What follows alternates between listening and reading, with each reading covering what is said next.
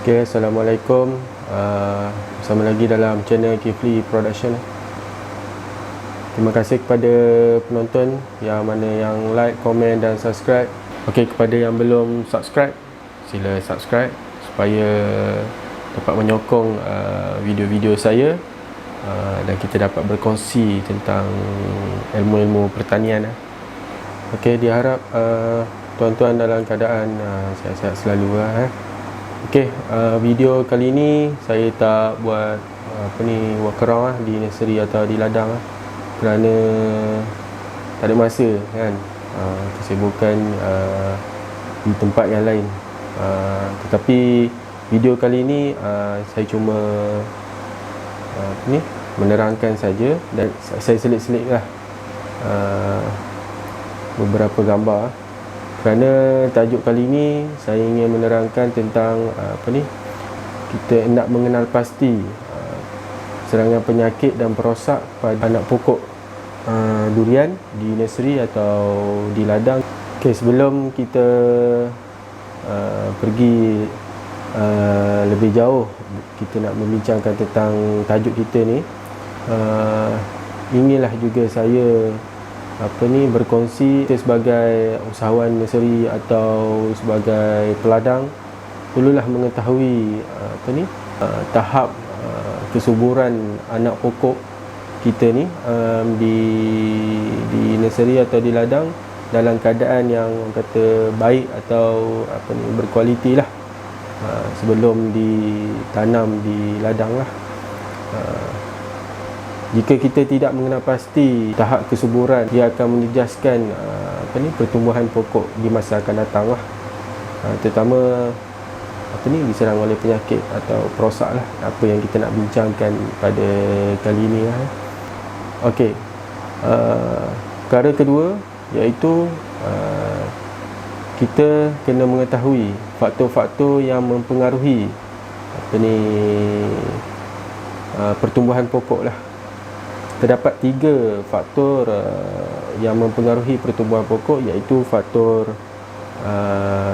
biologi, faktor iklim dan juga faktor tanah. Dalam faktor biologi terdapat 3 perkara, iaitu rumpai, serangga dan juga patogen. Okey, ketiga-tiga perkara ini ia akan menjejaskan pertumbuhan anak pokok lah, dan juga tidak langsung akan mempengaruhi pertumbuhan pengeluaran hasil jika pokok yang sudah sudah berbuah. Apabila populasi rumpai, serangga dengan patogen tidak dapat dikawal dengan sebaiknya, ia akan merosakkan pokok dan akhirnya pokok akan mati lah. Okey, faktor kedua iaitu faktor iklim. Ada 3 perkara juga, iaitu hujan, cahaya dan juga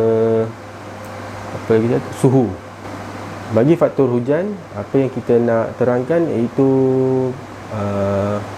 penggunaan atau penerimaan air hujan pada pokok lah. Jika kalau hujan, kita tak perlulah nak menyiram kan, tetapi kita kena lihat kepada keadaan penanaman kita atau pada anak pokok di nursery yang kita ada lah. Jika berlebihan air akan menyebabkan pokok mengalami masalah lah. Yang utamanya adalah reput akar ataupun kehadiran kulat lah. Okey, bagi suhu tak ada masalah sebab kita berada di kawasan hutan hujan tropika. Suhu biasa average dalam 25 hingga 35 tu tak ada masalah lah pada anak pokok di nursery ataupun di ladang lah. Okey, seterusnya yang keamatan cahaya. Keamatan cahaya ni sangat penting lah. Biasa kalau kita lihat cahaya di sebelah pagi dia kurang sikit berbanding keamatan cahaya di sebelah petang. Biasanya petang dia lebih panjang penerimaan cahaya berbanding di waktu pagi. Sebab di waktu pagi biasa kita ambil contoh average dalam pukul 7 pagi. Biasa 7 pagi hingga pukul 8 pagi pun walaupun sudah matahari sudah naik, tapi still orang kata mendung-mendung lagi lah, maknanya sejuk lagi kan. Jadi matahari tak berapa nak apa ni, berikan keamatan cahaya tu berikan pada pokok tu secara langsung lah. Biasanya pukul 8.30 dan ke atas baru rasa panas kan. Kita ambil macam tu lah. Biasa di sebelah petang lebih lama sikit lah. Kita ambil dalam pukul 12 atau pukul 1 sampai pukul 7 malam masih lagi ada penerimaan cahaya lah. Jadi itu yang sangat penting lah. Biasa bila kita nak meletakkan anak pokok di nursery, kita akan tengok lah yang mana matahari yang turun. Kita akan buat pelindungan lah sikit, letak netting 70% tu, supaya tanah pada polybag tu tidak cepat kering lah. Dan juga sama juga macam kita nak tanam di ladang lah.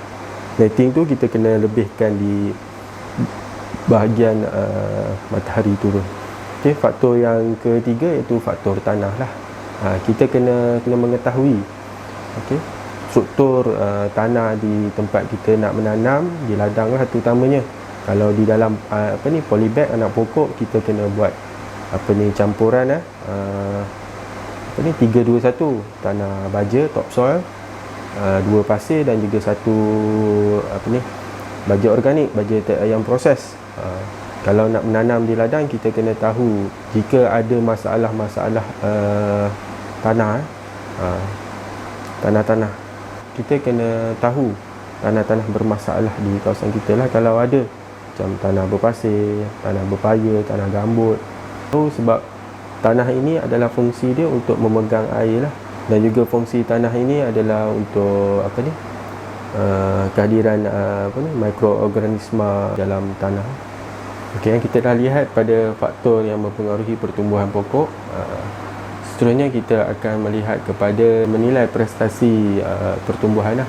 Ada beberapa perkara, terutamanya perkara iaitu pertama, umur pokok. Kita kena tahu umur pokok di dalam polybag. Sebabnya kita kena tahu apabila kita nak menanam di ladang nanti, kita tahu umur pokok yang berada di dalam polybag dah berapa bulan. Perkara ini sangat penting supaya apabila kita nak buat kerja-kerja program, macam contoh nak buat pemangkasan anak pokok nanti umur 1 tahun, kita kena tahu penggunaan racun nanti, baja, kita kena tahu umur pokok di dalam polybag dan juga umur pokok di ladang lah. Seeloknya kita kena buat catatan lah sikit. Seterusnya ketinggian pokok lah. Seeloknya biasa, kalau nak membincangkan tentang ketinggian pokok, kebiasaan di nursery biasanya penggunaan polybag 8x12 inci. Biasa saiz 8x12 inci ini tahap ketinggian pokok boleh mencapai hanya 1 kaki sahajalah.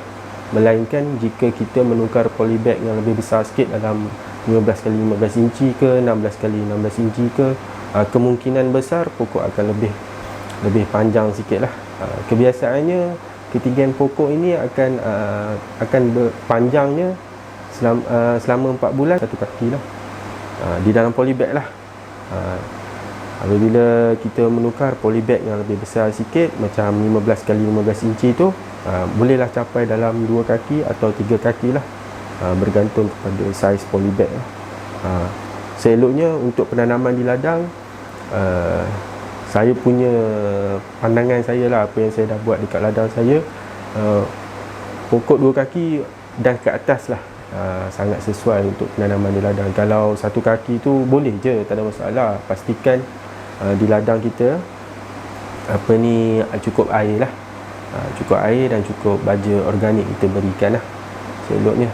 Yang ketiga iaitu ukur lilit batang utama selepas tapak cantuman lah. Keempat dan kelima ini adalah bagi pokok yang telah berbuah lah. Kita kena tahu bila bila pengeluaran hasil buah dan jumlah hasil pada pokok tersebut lah.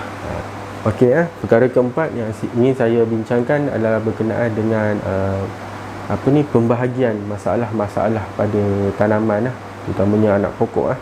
Pertama kita akan lihat pada akar, okey, akar kita akan lihat pada akar lah.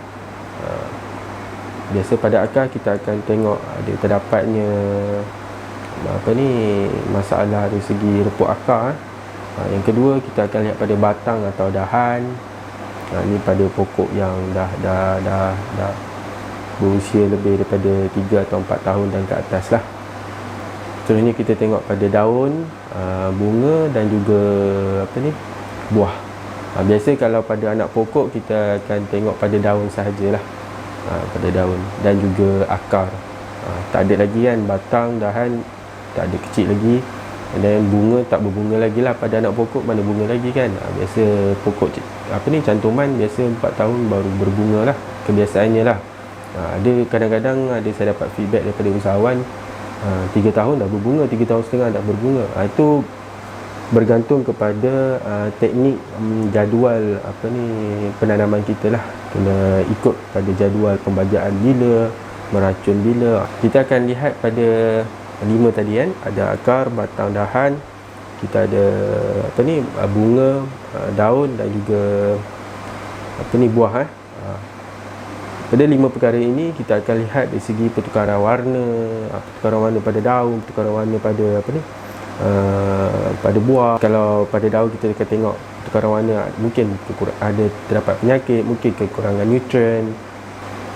Yang kedua adalah kecederaan. Biasa kecederaan ni disebabkan angin yang kencang. Kita kena tengoklah, kalau letak polybag di nursery, terdapatnya angin kencang di kawasan tersebut, kita jangan letaklah dekat situ. Kalau boleh kita kena letak pengadang, letaklah pokok bunga ke apa kan, supaya anak pokok yang kita cantum tu tak rosak lah.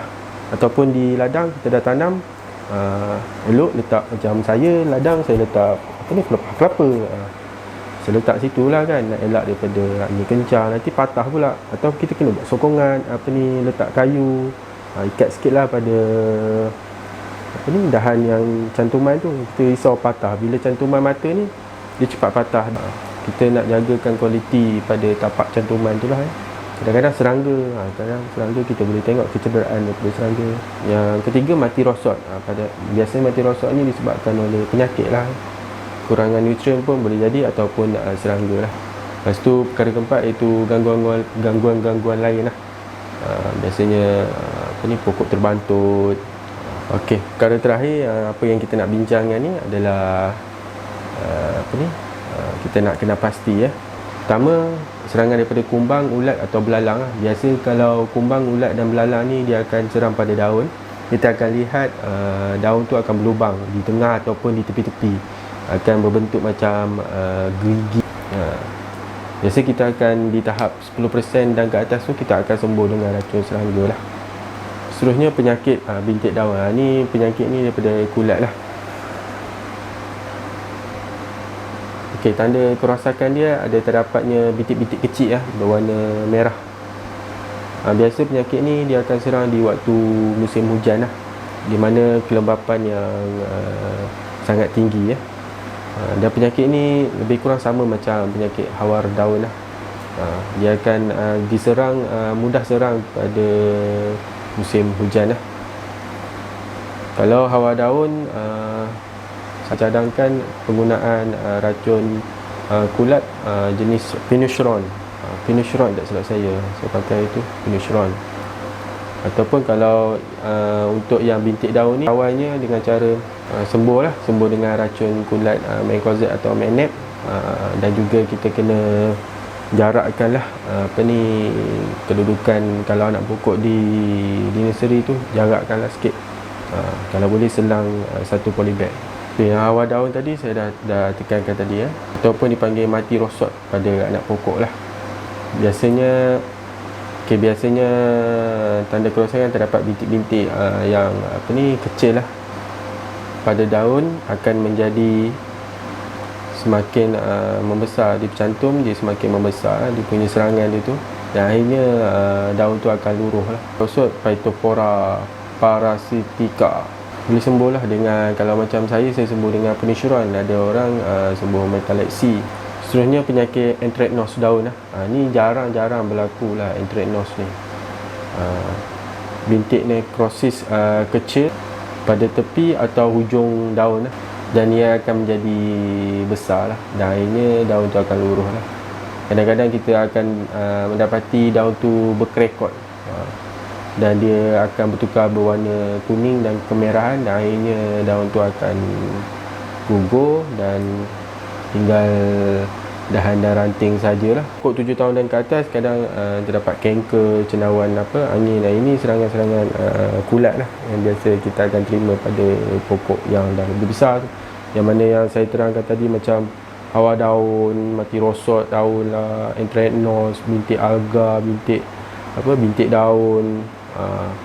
Itu yang biasanya kita akan lihat pada anak pokok di nursery, ataupun kadang-kadang akan terdapat macam bintik daun, bintik alga. Bintik alga tu pada pokok yang baru dari polybag nak tanam dekat ladang lah. Biasa kita akan lihat. Kita kena sentiasa tengok keadaan anak pokok lah, supaya ia tidak akan mudah berjangkit di pokok yang lain lah.